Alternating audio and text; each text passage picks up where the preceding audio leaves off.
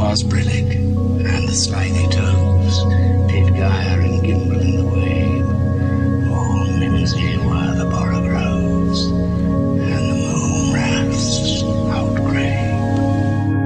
KRUI 89.7 FM, Iowa City's sound alternative. Hey there, you don't need me to tell you this, but you're listening to KRUI in Iowa City. 89.7 FM on the radio if you're nearby. KRUI.FM to stream anywhere else in the world. My name is Justin Comer. The show you're about to hear is entitled iHearIC. We focus on local musicians and poets and artists of all kinds. And today, I have a special treat. I've got some recordings from a live concert that we put on yesterday. In fact, this is the final concert we have put on for the spring 2018 season. We're going to take a break for a couple months and be back in August. So I hope you enjoy your summer without the iHearIC concert series to keep you busy. The show yesterday was at the Riverside Festival stage in City Park. Pretty cool hanging out there. Lots of nice pictures because it's a cool looking building. And we had performances by Joshua Johnson, who you all know from the High Water Mark, and also a larger ensemble which we've called the iHearIC Oliveros Ensemble. Laura Felleman, the poet, was going to read for us, but unfortunately she was taken by the heat earlier that morning. I think the quick summer has sort of hit us hard, so she had some. She needed to take a rest that hour, so we couldn't hear from her, unfortunately. But yeah, I've got a bunch of good stuff that we can hear from Josh, and a very long recording of an Oliveros piece. And if you're listening live right now, feel free to tweet at us. Your thoughts are important to me and everyone else that's involved with this stuff. You can reach us at iHearIC on Twitter. That's IHEARIC. And I'm just going to get us started off with Josh Johnson playing a cover of the song Blue Dabba Dee by Eiffel 65. I'm sure you're familiar with it.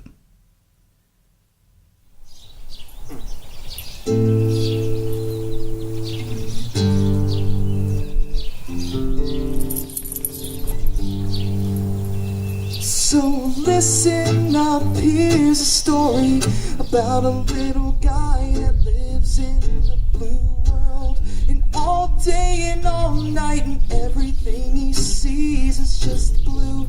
Like him, inside and outside. Blue, his house with a blue little window and a blue Corvette. And everything is blue to him and himself and everybody around, 'cause he ain't got nobody to listen to.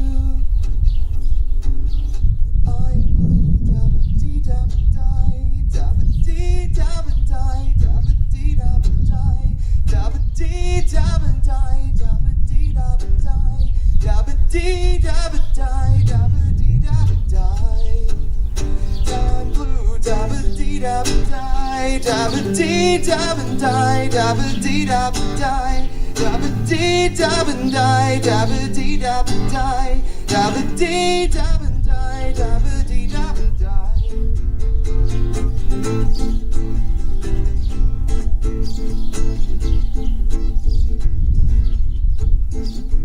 I got a blue house with a blue window.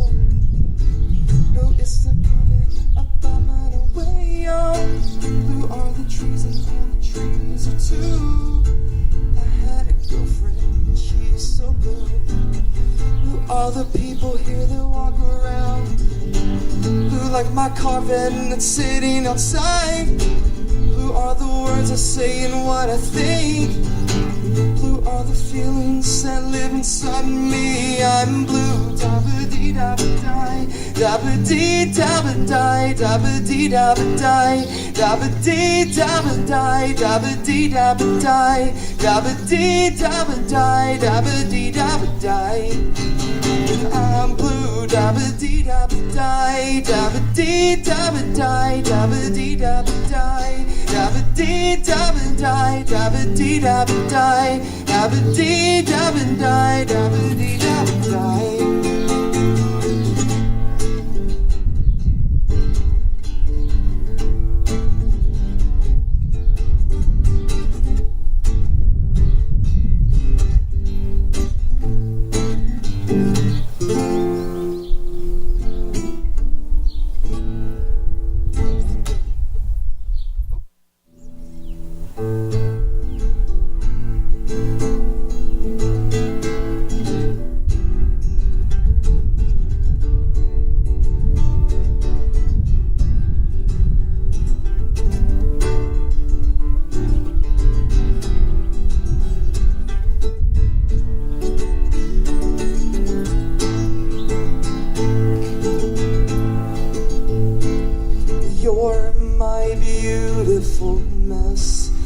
gotten myself into another spot.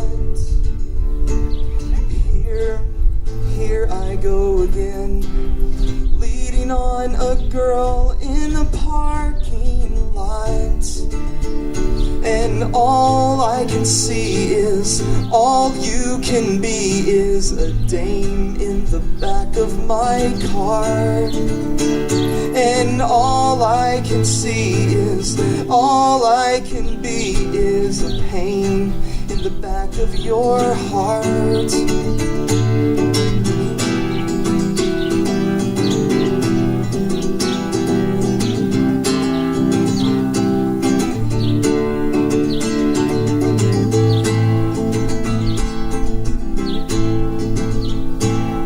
There's your beautiful mess, born on the same day at the same time.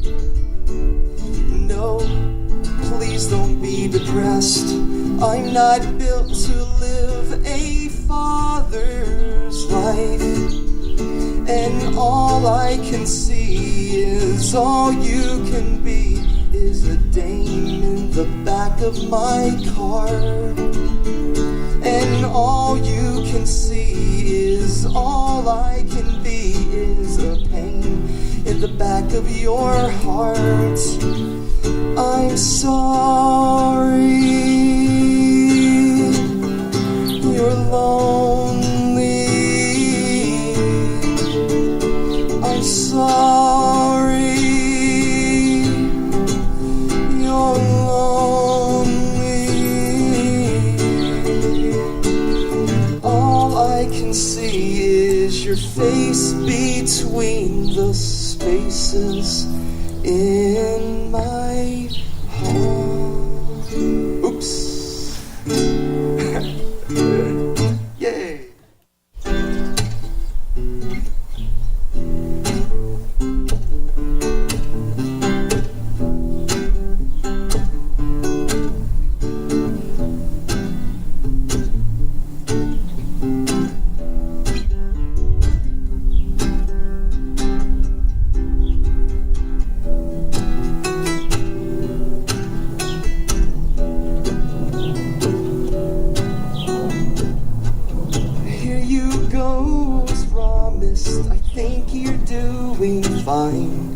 Even for your first time try, thinking, why does this guy even like me?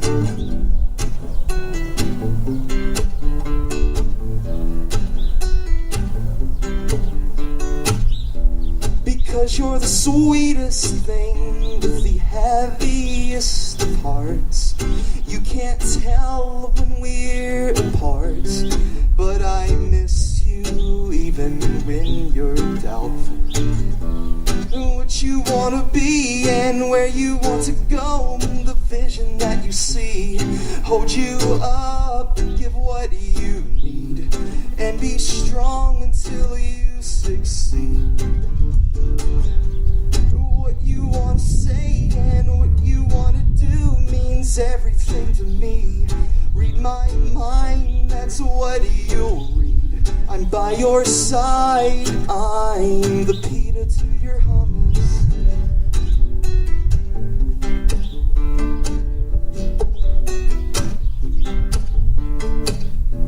It may not be obvious, that's just my outward way. When you feel we're not okay, just go sit me down and we'll talk it out. What you want to be and where you want to go, the vision that you see, hold you up, give what you need, and be strong until you succeed. What you want to say and what you want to do means everything to me. I'm by your side, that's what you need. Read my mind, I'm the pita to your hummus.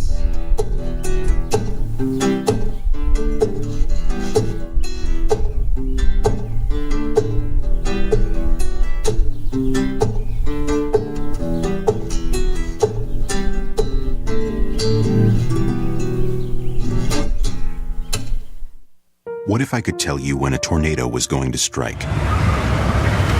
Of course, I can't. But shouldn't you be ready anyway? Go to ready.gov/communicate and make your emergency plan today. Don't wait. Communicate. Brought to you by FEMA and the Ad Council. Hey, if you're just tuning in, this is iHearIC Radio on KRUI. Before that public service announcement, you heard 3 tracks from Joshua Johnson. He played a cover of Blue Dabba Dee by Eiffel 65, and then 2 originals called A Beautiful Mess and Hummus. I've got 2 more tracks from him that he played yesterday. I'm going to save them for later because I found out he's moving to Boston, so I think we're going to need something to remember him by later on in the show. Also, I forgot to mention in my intro to the show that we're going to go long tonight because I have some guests joining us. Professor Trevor Harvey's Diversity in Music class will be joining us in a discussion starting around 7:40 or so, and then we'll also have a bunch of live performances, so that'll be fun. I'm looking forward to that. I've got three of them in the studio right now. Do you want to say anything? I can turn on your mic. Let's hear that again. Salutations. Hey, there's Ken Gorder saying salutations. Did you want to? Oh, yeah. I'm excited. It's going to be a great show. And one more. Thank you for inviting us. We look forward to this. Yeah, thanks for coming in. We'll get back to that later. Now I'm going to play a pretty long recording of a piece composed by Pauline Oliveros. The title is To Valerie Solanas and Marilyn Monroe in Recognition of Their Desperation. I've got a big long list of performers here as well. This features David Byer on the keyboard, Christine Burke on the accordion, Justin K. Comer, that's me, on the tenor sax, Carlos Catayo Solares on the violin, Ken Gorder, who you just heard on the mic, on the trumpet. This was conducted by Jeremy Maas, Zachary Meyer on the flute, Alexander Toth singing, Gabby Vanek on the bassoon, and Will Yeager on the bass. Here you go.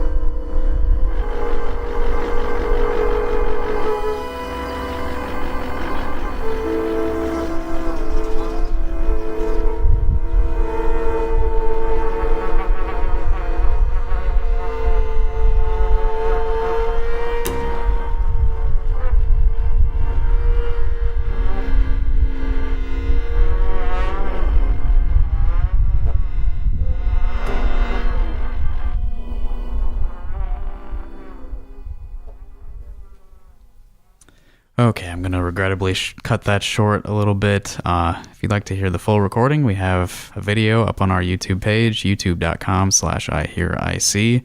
You can get the full 30-minute performance and, see where the rest of that goes. So it's time for the weather as mandated by the studio. It's currently sunny, 73 degrees Fahrenheit, 0% precipitation, and 40% humidity. Also, 9-mile-per-hour winds.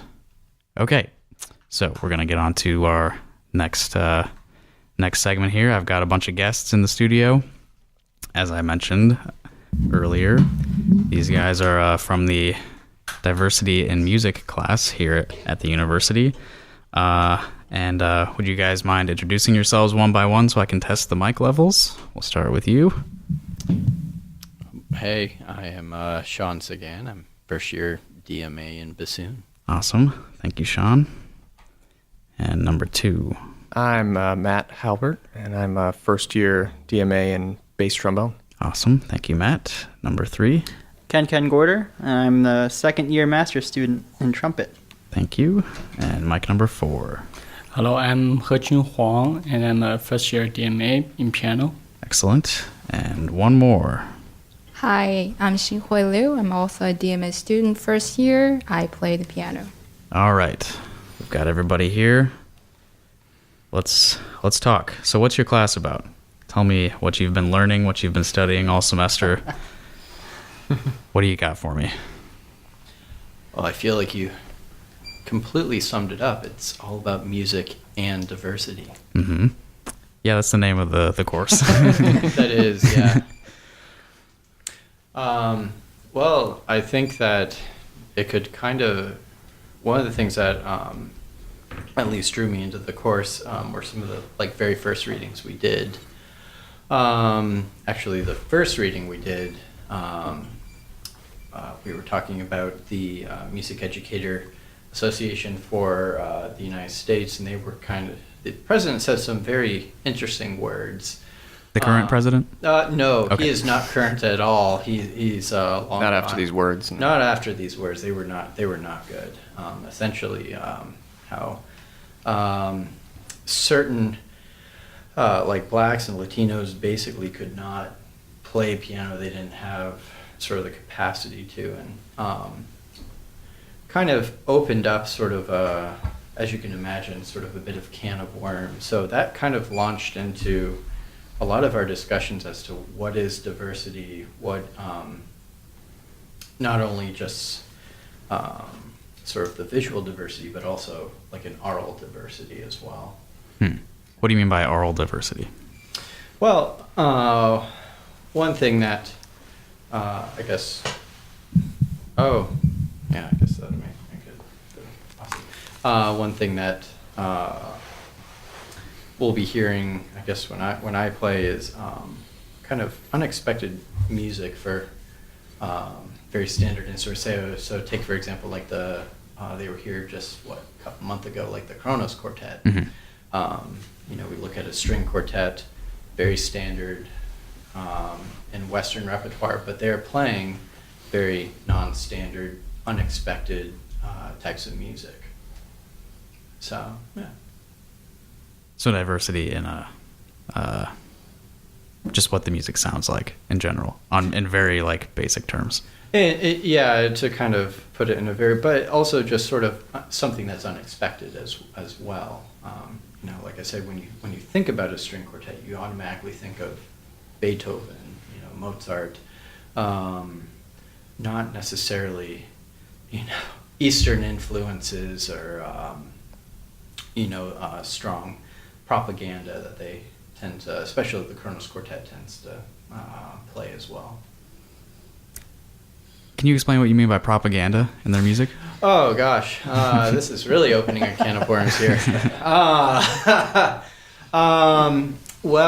I believe at this concert that they played, a couple months ago, they had sort of this very strong anti-war piece that they had performed. I can't really remember what it was, but they also had like a visual element to it as well. sort of, I think it was the one with all like the old documentary films, very powerful images stacked on top of very powerful music as well. I mean, the whole effect was very,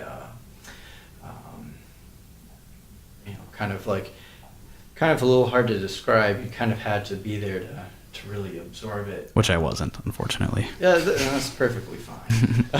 I mean, I don't know. I guess maybe not. Oh, it's okay. It's okay. So, but yeah.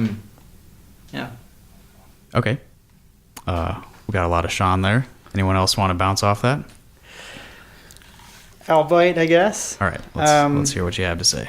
Well, so just to expand on a little bit of what Shawn was talking about with oral diversity, I guess one of the big things that we were talking about was just the musical canon that we usually play or program in concerts and recitals. Like a lot of Beethoven, Mozart are just the deceased, well-known composers, but we don't really embrace the new as much in today's concert settings and stuff. So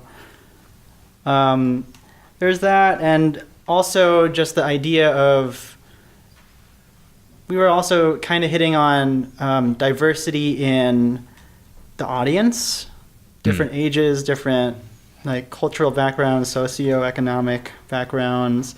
And then for me, I was also considering the spaces in which we perform. So it's not often that you hear the smorgasbord of instruments like our class that you're about to hear throughout this 2 hours or so in a radio station live. Mm-hmm. But also just going to hint a little bit of the duo that Rebecca, Pape, and I, who we're going to play later on. We also were thinking of like redefining chamber music settings. And one of the pieces we're going to perform is basically merging food and music together. So I don't want to get too into it yet. Yeah, I want to ask you questions, but I think we should save it for when you play it. Yeah.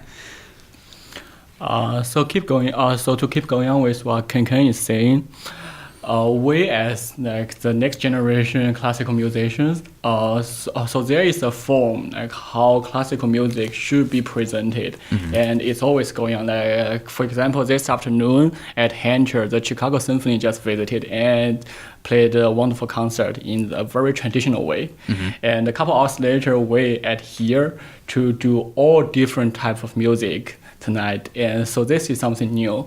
And also in the class we've talked about so even if in the in a traditional concert hall or in a recital hall, so when the audience come in, so they are expected to be silent and to stay still for the audience. Yeah, the audience, yeah. Right. And then so if there is anything different we can do, and to get, let's say, have more interaction with the audience, and then to engage the audience more, to kind of let them know the music better, to appreciate the music better, to understand the music better. So it's all about like diversity. So it's not only about the diversity in music, and also in diversity about how we listen to music. Right, and who is listening to music? Exactly. Who's attending the concerts? Yep. So what we're getting into is that people don't want to go somewhere where they have to be completely silent and still.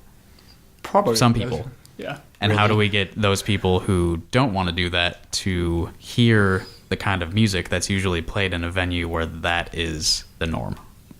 Mm-hmm. Right. Mm-hmm. Did you have something to add, Shawn? No, I love being silent for 2 hours. Well, I'm accustomed to it now. Yeah. Well, there's some example. Oh, I was just going to say, taking the music to the people as opposed to expecting them to come to you. Yeah, that's definitely something that I have some experience with. Yeah. And, there are a few ways to do that. Playing in non-traditional venues. And, obviously you can get people to come to bars. Yeah. You know? Yeah. So why is it exclusively rock bands that have to play at bars and Right. Yeah, and that's actually guitars, that's something that we do with iHearIC is that we bring all kinds of music to coffee shops and bars here in town. Yeah. Ken has played a trumpet solo at the Mill, which is not the usual music you'd hear there. I mean, they get pretty experimental, but not usually solo trumpet pieces. Mm-hmm. So we're exploring that here in Iowa City, bringing different kinds of music to different venues.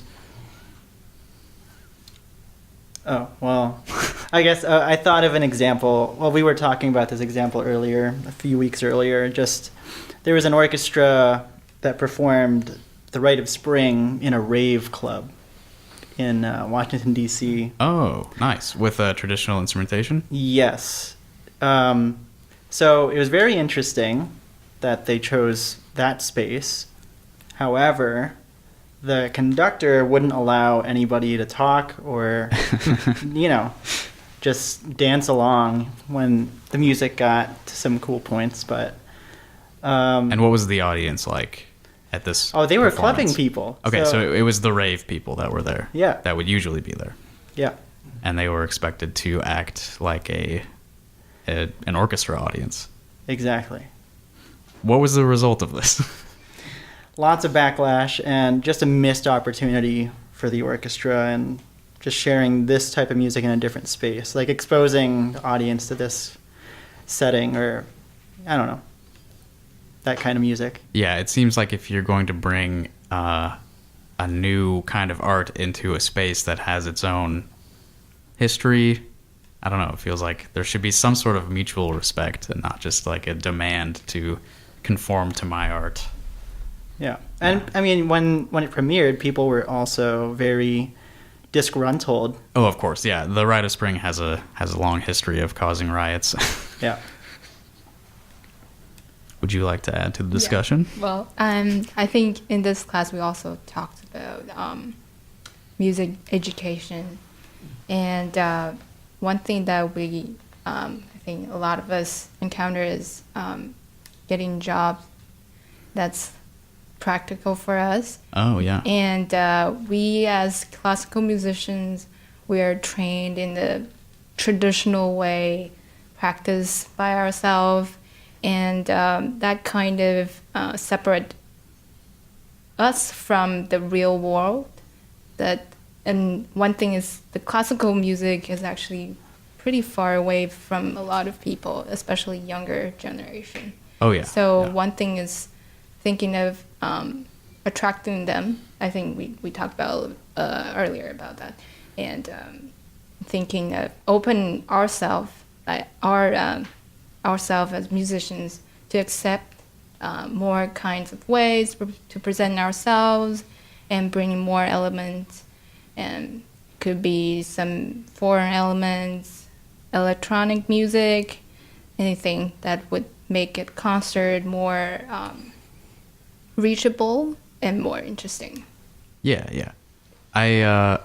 So you discussed briefly getting jobs. So in your class you discussed like your own futures in music. Am I getting the right idea here? I think we've discussed our own futures just a little bit, but we've also heard our saxophone or jazz saxophone professor, Damani Phillips, talk about how he kind of had his upbringing, because he started out as a classical saxophonist, and after a while he realized he couldn't really make a living off that, I guess. Mm-hmm. And he was asked to play a jazz gig, which he agreed to, and that kind of started the ball rolling for him, that he really enjoyed jazz. And I don't know, I guess as a saxophonist he got a lot more gigs in that setting. I don't know if you want to add to that. Well, I think one of the things that we've talked about, perhaps more so than just our individual futures, future careers of individual students in the classes, is just the future of classical music, but not just classical music, but, music in Western society, and partly by looking at the past, but also thinking about these ways, all the things that everyone's mentioned, and how we can be more creative and progressive with what we play, who we play for, where we play it. So I think that, the example Ken was just sharing regarding Damani Phillips, one of his key things was how does he connect with his community, his own family, his own neighborhood, extended connections that where he comes from. How does he connect with that community? What do those listeners, what are they looking for, and what's his responsibility and role in connecting with individuals? And I think sometimes in the Hsin-Hui mentioned we spend so much time sort of practicing on our own. We sometimes, I think, can lose sight of that idea that what we're trying to do is actually connect with others, and that we share a responsibility in society to engage in social issues, to engage in the culture that's beyond the little slice of culture that we often tend to focus on. Right. Okay, I have some ideas to keep this conversation rolling, but real quick, I need to play something. Hang on just a second. Support for KRUI is provided by Little Village. Little Village is Iowa City's independent, community-supported news and culture publication. Little Village's event calendar connects readers with critical cultural opportunities. Through journalism, essays, and events, Little Village works to improve our community according to core values: affordability and access, economic and labor justice, environmental sustainability, racial justice, gender equity, quality healthcare, quality education, and critical culture. Little Village can be found in print editions at local businesses in Iowa City, as well as online at littlevillagemag.com. Okay, so we were discussing our responsibility to society at large as classically trained musicians, and how we connect with people outside of the university system. Anybody have any ideas on what are our responsibilities to the world that we live in? Well, just speaking from personal experience, before I came to my DMA, I actually did a lot of freelancing and teaching in the Dallas-Fort Worth area. I was down there for about 5 years, and went there straight after my master's, in a very sort of, not necessarily conservatory style, but sort of in that mindset, coming out expecting to be that orchestral musician. And what I learned when I went down there is that, I had a very unique opportunity to start not only exploring what is capable on my own instrument, but to also kind of how we were talking about, kind of pushing these boundaries. And I kind of took that upon myself to, it might have just been as simple as, hey, I'm going to go play at an elementary school. Or we talked about the bars. That was something that we had looked at. Another thing that I did was like flash mob. We did one at one of the local malls. That would have been interesting. But what I found from that experience is that, when you take the audience and you give them something a little bit unexpected, but they can still appreciate it, it impacts them that much more. And I think as an not only as an educator, that was one thing that I pushed upon my students, was to always think outside the box. But not only that, but if I'm saying this, I have to do that myself. So that's something that, I'm a very big, in the case of, even right now, this is the first time I will be performing in a radio studio, which is, some people may think, that's, just whatever, but I think it's pretty cool, Well, I'm happy to host your first radio performance. Yeah. Speaking of performance, do we want to get started with the program tonight? Yep. Everybody ready to perform? Okay, what do we have lined up first? The first piece I'm going to present is a multimedia work by a Chinese American composer Tan Dun. So there are a few fun things about this piece. First is so it's still categorized as classical music, but actually it's a multimedia work. Mm-hmm. And so in there are three things: a video, a couple clips of videos, right, and a cello, one cello there, and an orchestra. Okay.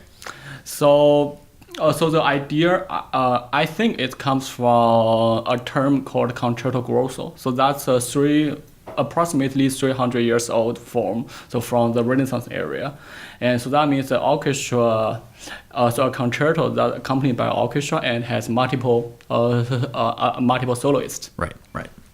And then in this work, the composer kind of takes the video as one soloist. Okay. So he treated the video as a soloist. And also another thing is here, so although there's an orchestra and cello, and all the video he captured is from his hometown in central China, and in all the Chinese folk songs, all the traditional stuff. And he didn't want to kind of transcribe it to an orchestra setting or to a twist music. So he just simply videotaped it. Right, using just an actual recording rather than transcribing. And then so all the traditional Chinese soprano.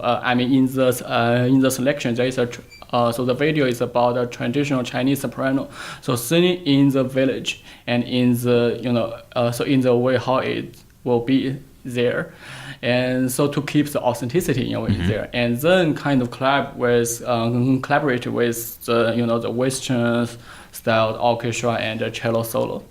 And so in there, you will hear some fun, interesting collaboration and exchange ideas between them. And also, this piece is premiered above a lake, actually.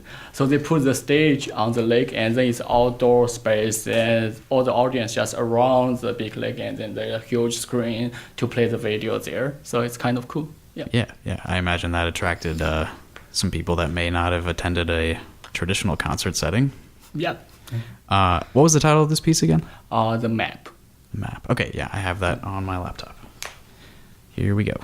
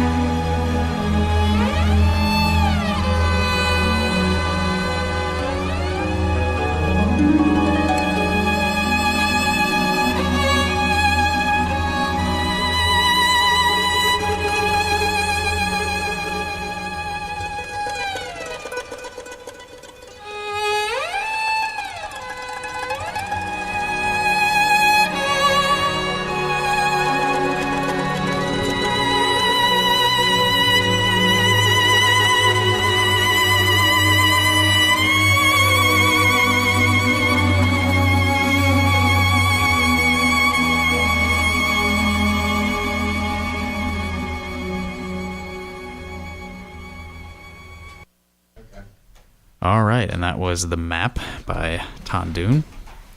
I think we're going to just jump into another performance. Is that the plan? Yeah? I think Shawn will introduce it. Yeah. Sean can introduce it, but that's what we're Oh, doing. yeah. So, Sean, tell us about this piece that you're going to play. So the piece that I'm going to play is titled Nigun by French composer Philippe Hersant. As a kind of like how I mentioned before, I always try to find kind of different pieces, and this is no exception. The Nigun actually comes from the Jewish song Nigun, which is Jewish chant basically without any sort of words to it. And, is the Jewish Nigun is really extremely emotionally powerful and extremely lyrical. And that's not something I find that a lot of people associate with the bassoon. Normally, we kind of think of bassoon, and the very first thing, 9 times out of 10, the first thing people normally say when I play bassoon is, wait, what is that? And then, like, the 10% that know what I'm talking about are like, oh, like Sorcerer's Apprentice, Fantasia. Right. So it's kind of nice to be able to present, something that is a little bit more, maybe this isn't the best way of putting it, but substantial. And the other thing, too, that you'll hear is you're going to hear a lot of different sounds, what we call extended technique. Right. So you'll hear some multiphonics. It's going to sound like I'm playing a lot of notes at once. You're going to hear some slap tongue. And then hopefully you guys don't hear it, but I'll also be circular breathing. You'll probably see it because my cheeks are going to light. Yes, that'll be a visual only component. Yeah, only if you're in the studio. Yeah. Yeah. Okay. Sorry, listeners, no circular breathing apparent to you. Yeah, hopefully. All right.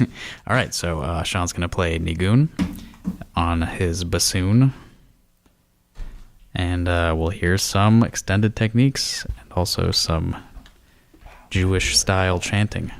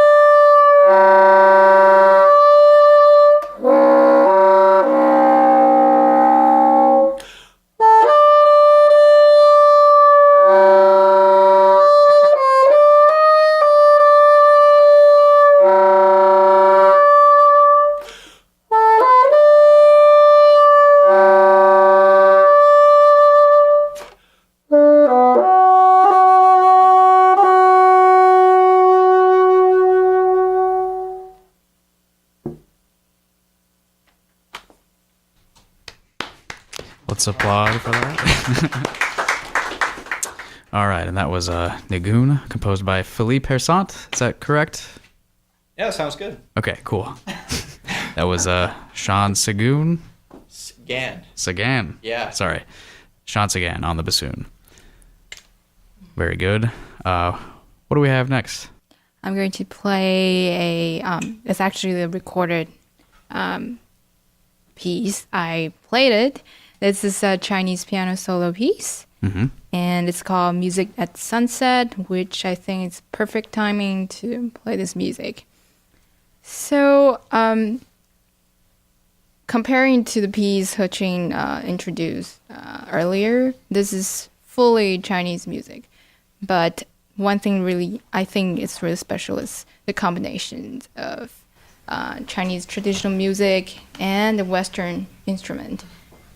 So this piece, actually this is a tune originally composed for Chinese plucked string instrument pipa. And you might find a lot of versions of this piece because the original score could not be found, and a lot of people just they kind of transcribe it and recompose this piece. But mainly now we have this version of piano solo. It's about music at sunset. You will hear the water sound, the wind sound, and of course there are sections about the moon. So I really liked this piece, and I hope you guys will like it too. All right. Do I have a recording of this? Yeah. So. What's the name of the file? I think first is my name, and then HSINHUI. That one. Yeah. Uh-oh. Yeah, I don't have this one on my Oh, laptop. no. Oh no. Do you have it on your phone? I cannot see. Yeah, I'll send it. Okay. Okay. I think we're gonna save this one. Can we go on to the next one and then come back? Okay. All right. Sorry about that. Just a little bit of technical difficulties here. Can you send me that file? I'll send it to you. So then. Thank you. Do you have it ready? Okay. Would you like to introduce yourself and also the piece that we'll be listening to? Sure. My name is Rebeca. I'm a DMA student here at the University of Iowa. I am from Brazil. And about a year ago, I started researching pieces by female composers for the bass because I was trying to prepare a recital, one of my DMA recitals, and I wanted to be all female composers. And it was not easy. I thought that it would be at first, but it's hard to find references and indications of good pieces and recordings especially. So for today, I'll be playing a Brazilian piece. It's called Ondas. In English, it's Waves. The composer is called Sonia Ray, and this piece was composed about 15 years ago. So I worked in a collaboration with my colleague Carlos, and he's a TA for the electronic studio here at the university. Right. That's Carlos Toro Tabone. We've played recordings of him on this show before. Oh, nice. So listeners should be familiar with him. Okay. Yeah, Carlos, it's amazing. So we were just finding ways, because this piece has a lot of extended techniques as well, and parts that we have the ad libitum part, which means like just free kind of improvisation part. You still have to follow what's there, but it's kind of a free measure for the bass player. So we added electronics to those parts, and we did a few loopings as well. And there are solo electronics by the end of the piece before the theme comes back. And that's pretty much it. Okay, let's listen to it. Yeah. This is Ondas.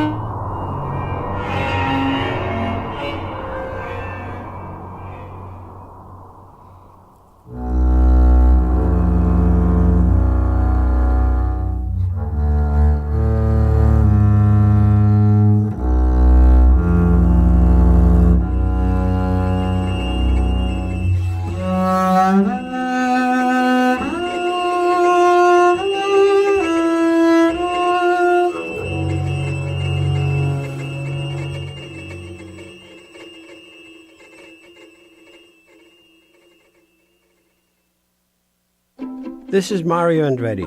You know me as a race car driver, but I'm also a Meals on Wheels volunteer. I've raced against the sport's biggest personalities, but I've never met more vibrant, amazing people than the seniors served by Meals on Wheels. You can make a difference by dropping off a hot meal and saying a quick hello. So, America, let's do lunch. Volunteer your lunch break at americaletsdolunch.org. This message brought to you by Meals on Wheels America and the Ad Council. All right, if you're just tuning in, this is iHearIC Radio here on KRUI. And right now I've got Professor Trevor Harvey's Diversity in Music class in the studio with me. And we're listening to live performances and recordings of diverse music in more ways than one. So we had a little bit of technical difficulties earlier. So I think now I'm going to maybe just get right back into the recording of Music at Sunset. Would you like to give us a brief introduction of this once more? Yeah. So I just want to add something else. So this music is describing the scene of the nature, and also it's using the piano to imitate different Chinese traditional instruments, and including string instruments, bamboo wind instruments, and I found that just give a lot of colors and layers to this piece. Okay, so we're hearing imitations of traditional Chinese instruments on a Western piano. Yes. All right. Okay, here is Music at Sunset.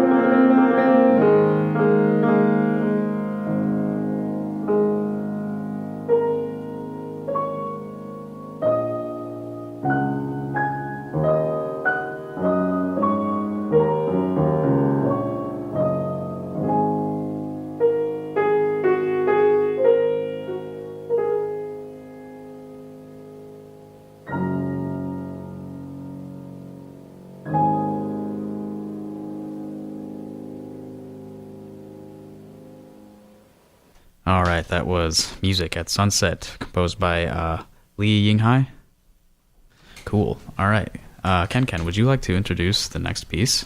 Yeah, but I'd also like Rebecca to say hi here. Yeah, let's hear from Rebecca. Hi, I'm the other Rebecca. Yes, this is Rebeca Pape. The first Rebecca you heard was Rebeca Furtado. All right. And also I should mention that in that recording of Ondas, Carlos Toro Tubon did the electronics in it, and he is a member of this class, but he cannot be with us tonight, unfortunately. Yes. Okay, so this next piece you're about to hear, I hinted at it earlier about redefining this performance space. So we were originally going to play 3 movements or selections from this piece called Amuse-Bouche, which is French for appetizers, by Barbara York. But we're only going to play 1 selection. But I chose this piece to share with everybody tonight because it's a very unique one in that the music that I bought also includes recipes. And there's 10 different duets in this piece. They're all titled different appetizers. And tonight we're going to play the last one, which is not an appetizer. It's a drink called Chocolate Limoncello Martini. And Barbara York worked with her son to just develop the titles and also these recipes that go along with the music. So if you're interested in what this martini includes, let me just read this real quick.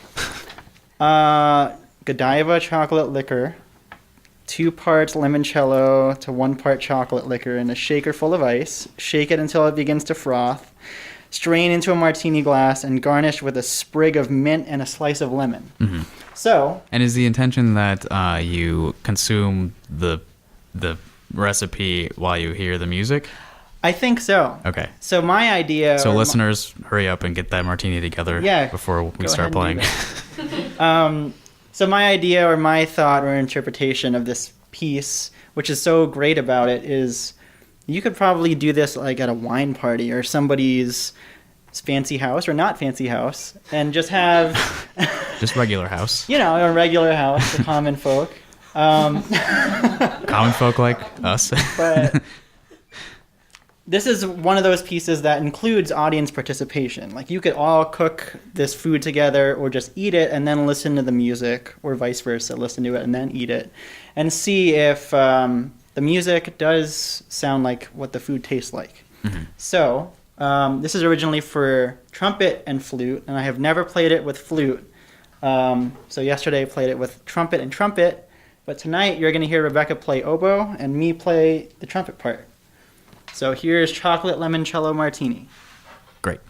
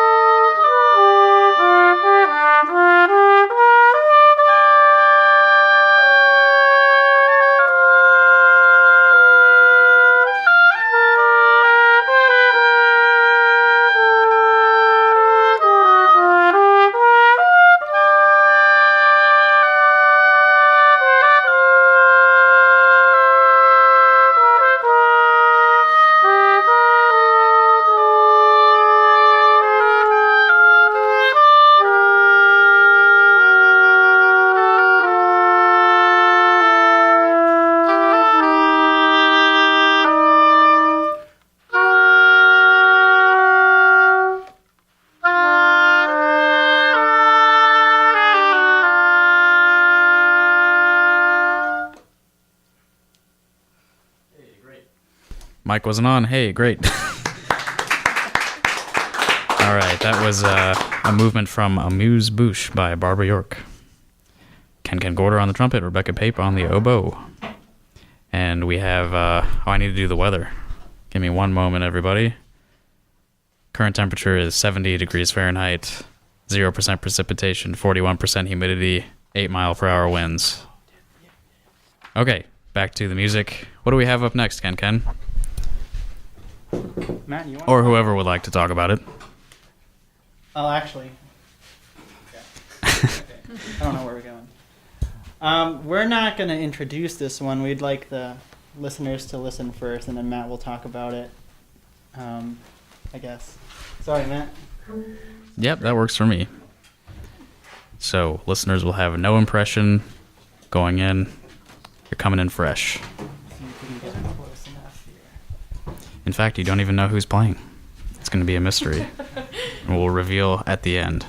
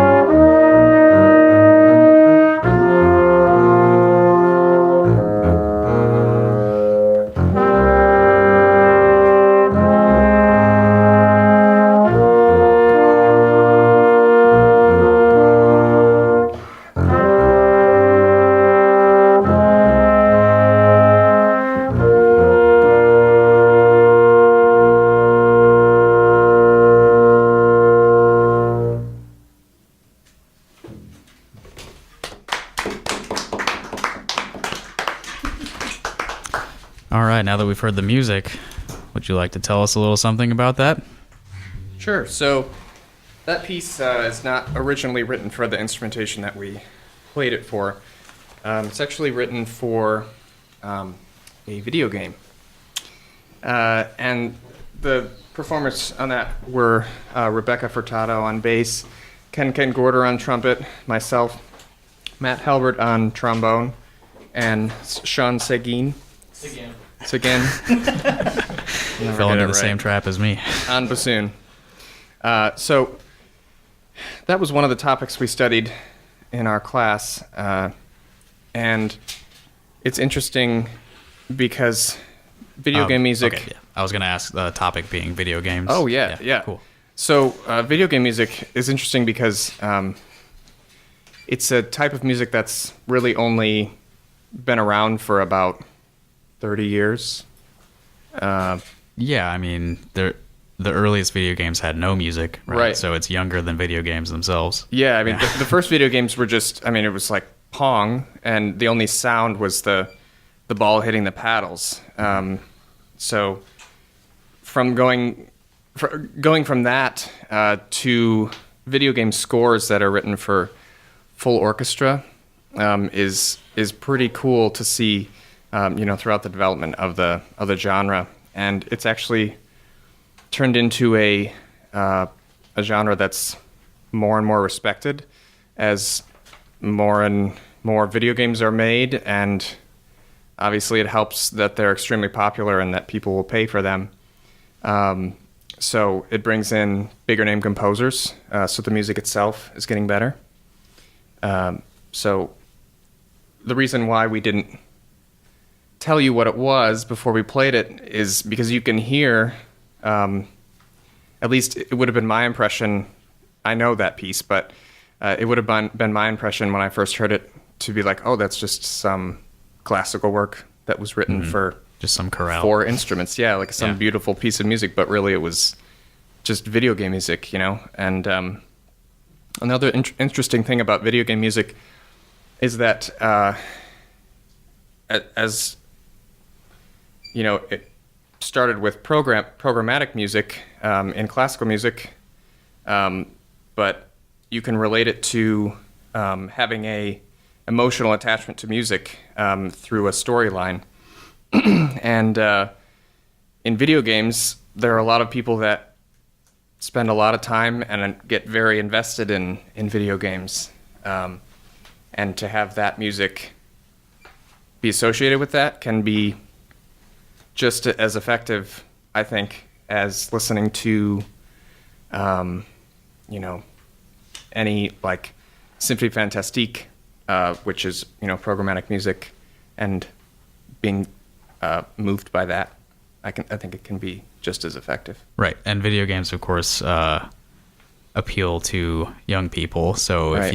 if you include some sort of classical music or any sort of non-pop music that they're hearing elsewhere, that can attract an audience to this kind of music for sure. Did you say who composed this piece? Oh, Martin O'Donnell. Okay, and what game is it from? Halo. Oh, okay.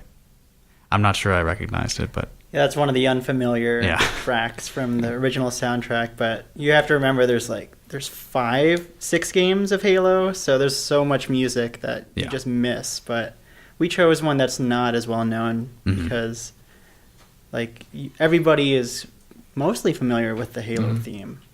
yeah, the opening, the choir thing. Yeah, the Gregorian chant, and then it goes into some rock and African drumming beats. Yeah. Mm-hmm. I was just going to add one thing I think that's interesting about the video game music in terms of thinking about this idea of diversity. It connects back to things that we talked about earlier tonight, which is sort of how audiences are expected to behave and interact with classical music. And that there's certain expectations. Matt was just talking about programmatic music. We're supposed to know the program, and therefore we're supposed to know exactly how one is supposed to feel or respond to this music.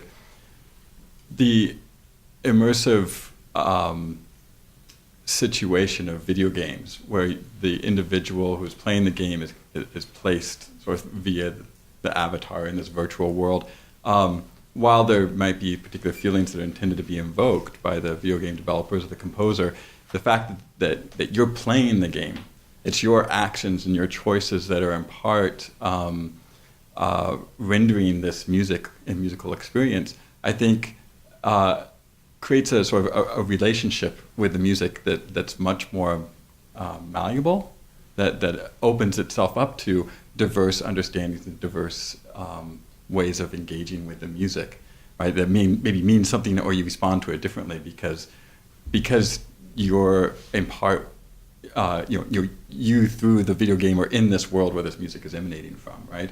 So I think that really also opens up lots of questions in terms of talking about diversity and how we bring classical music to broader audiences and opening up the possibilities for new listeners and new ways of engaging, right? Yeah, I think that is worth thinking about, that you're not just engaging with a video game soundtrack passively. You're actively, you're doing something to make the music happen. You're not performing the music. You're not necessarily, it's probably not a part of a storyline that you're making the music occur, but it's your actions trigger the soundtrack to play at certain moments of the game. So yeah, there's a bigger connection there than if you were just passively experiencing the music, like a movie score or anything like that. Yeah.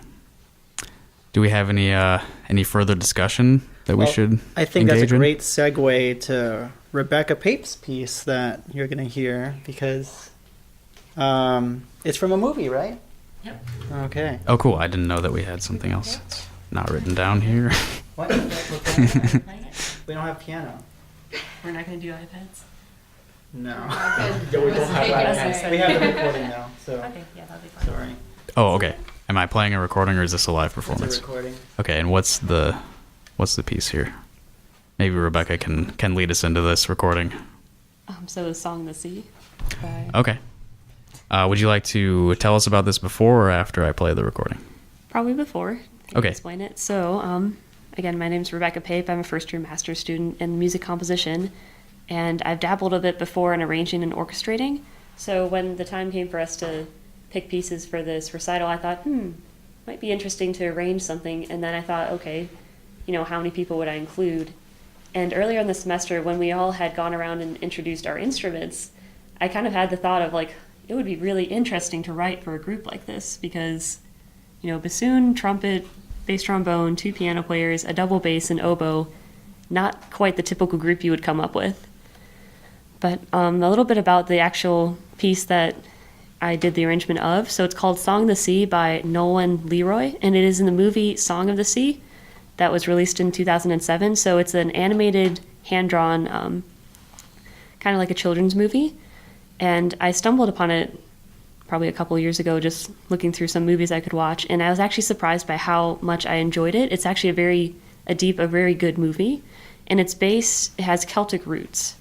So the whole background of the movie has a lot of Celtic lore in it. It has the different gods, different mythical creatures in it that are all centered around the 2 main kid characters, and one of which is a Selkie. So a Selkie, just brief explanation, is a creature that in the sea would become a seal, but then when they walk on land, due to the powers of their coat, they're able to become human for a brief time.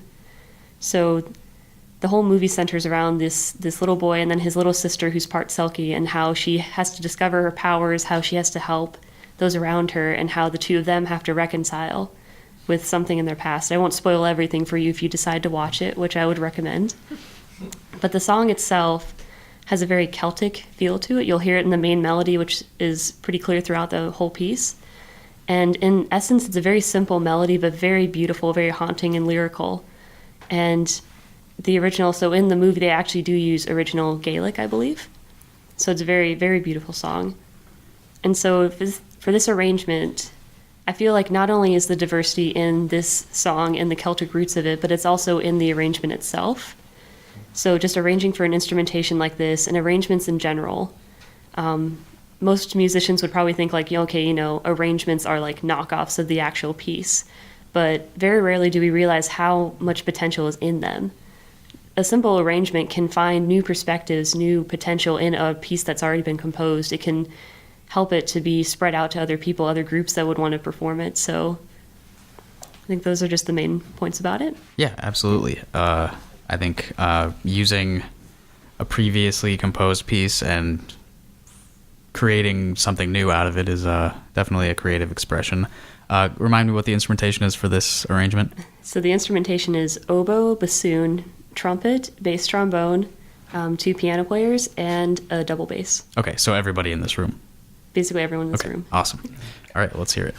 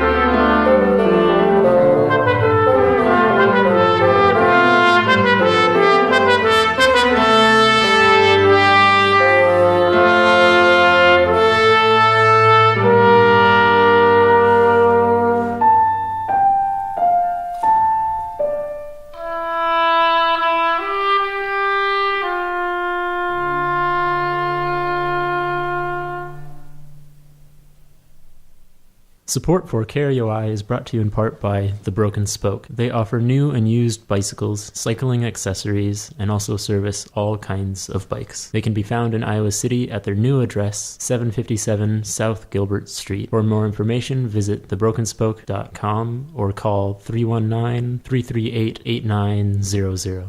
All right, and we're drawing to a close here. iHearIC Radio.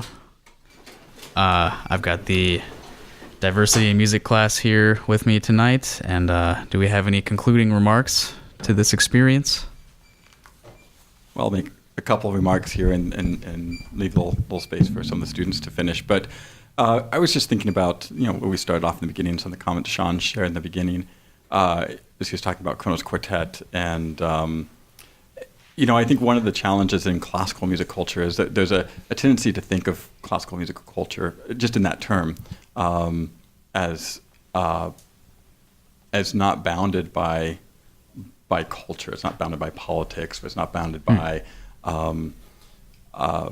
society in really specific ways. Yet one of the things we tried to look at is how when we're talking about diversity, just beyond musical culture, the university, for example, the term diversity is often paired with inclusion, and so one of the key elements that we discussed a lot is how diversity is related to inclusion. And if we want to create an inclusive musical culture, we also have to recognize the particular cultural boundaries of European or Western classical music that are there. So going back again to Shawn's comments at the very beginning, Western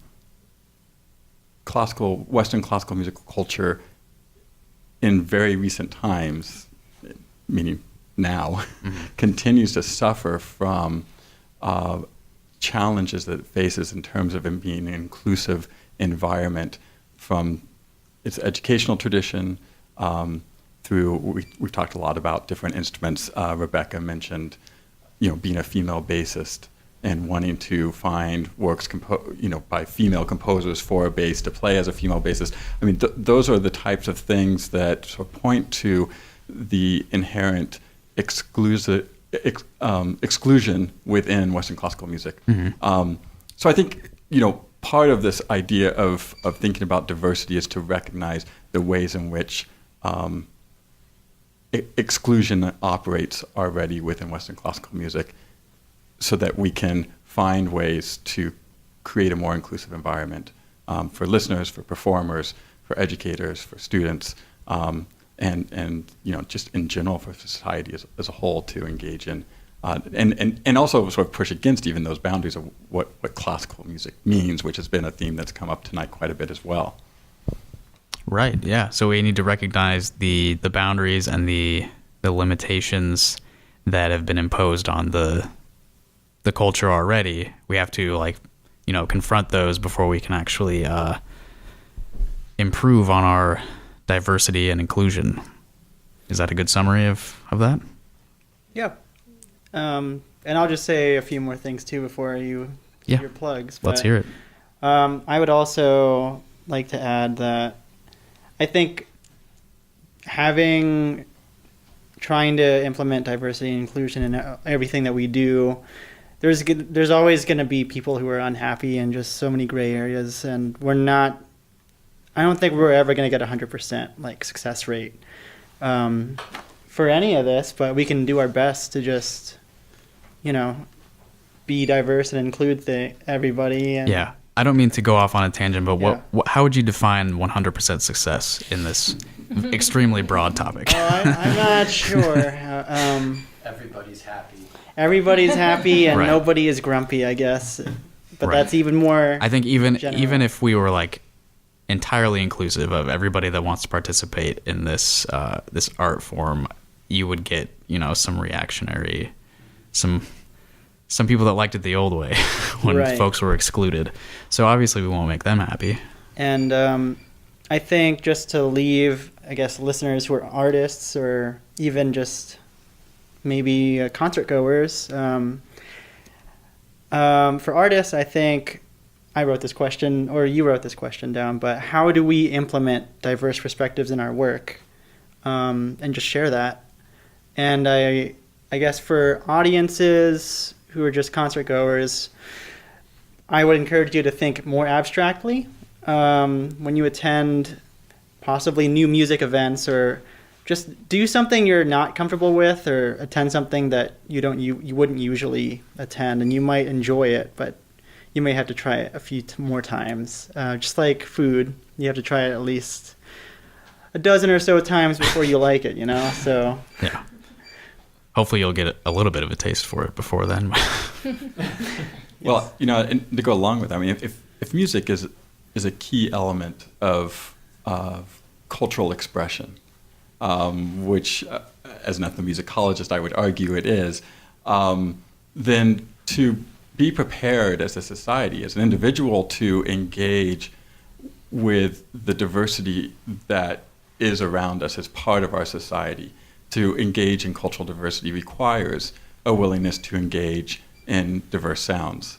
And I think this goes back to what we also talked about earlier, this idea of hearing diversity, that we're willing to, as Ken said, to listen to something different, just like we as a society need to see and be willing to accept the diversity around us in our neighborhood, on our campus, in our classrooms, in our country, diverse peoples and diverse cultural ideas and expressions, that we're also willing to listen to those. And I think music is a great way to do that.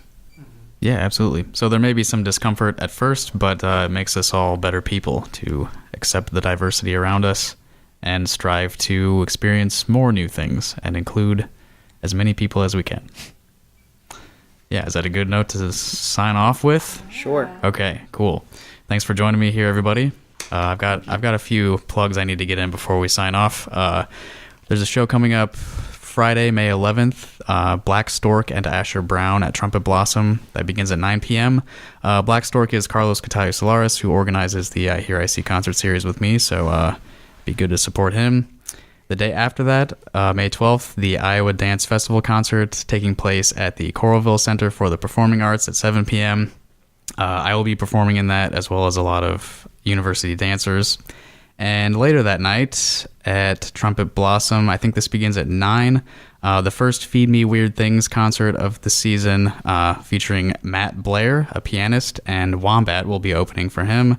Again, that's me. And let's see, I have another radio show next Sunday at 7 p.m.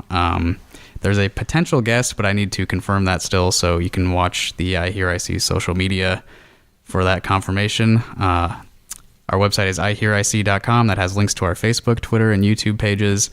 And if you like what you heard tonight, I record every episode of this radio show as a podcast, and you can listen to previous episodes or subscribe on iTunes or Google or whatever you like to hear the previous stuff and subscribe for the new stuff that comes out later. If you have music you'd like us to hear or shows coming up that we should know about, or you just want to talk to us, the best way to reach us is ihearic@gmail.com. All right, anybody in the room have any plugs to throw in before I turn off the mics? Okay, we're all good. Okay, thanks for listening, everybody. Have a good week. Hi, I'm Sharon Jones of Sharon Jones and the Dap Kings, and you're listening to KRUI 89.7. Hours in a laboratory to produce Music, brother. KRUI, Iowa City.